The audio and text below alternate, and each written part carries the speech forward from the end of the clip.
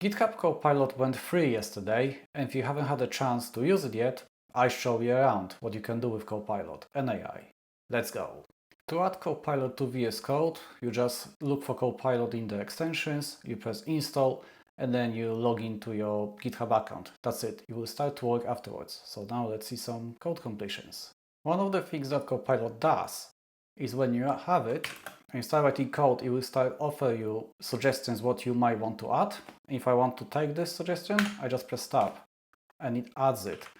Or I can come here and you will actually start trying to anticipate what I'm trying to do.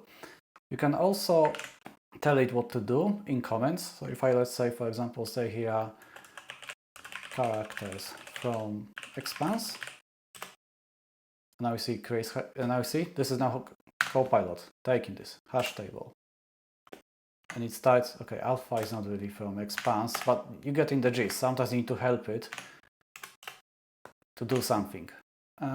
Maybe didn't realize that expanse is actually the expanse the series, but I think you get the gist. Chat, which is over there. So Copilot chat is something you can talk with it like with ChatGPT or others.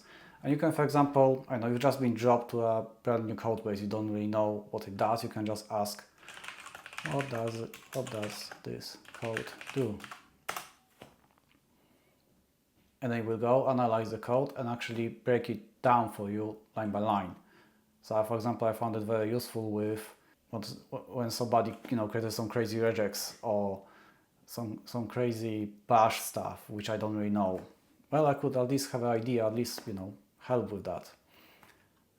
You can also ask it to write some code for you.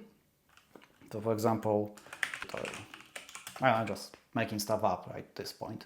Because obviously when you come and you work on the problem, you have a problem, you ask it for a specific question, but let's see. Function, URL, headers, repo.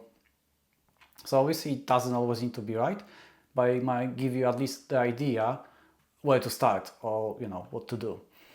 Or for example, my other favorite one, when I was learning, for example, Go, and I knew PowerShell, I didn't really know Go, I can come and ask, and that's what we got in here.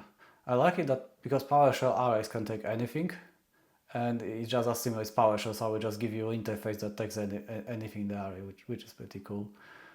And that looks more or less correct. Create hash table. Yeah, map of type string and string. So at least at the first glance it looks okay. But I think you got the idea. So it's free, use it, enjoy it, and hopefully you get more productive. I see you in the next video. See ya!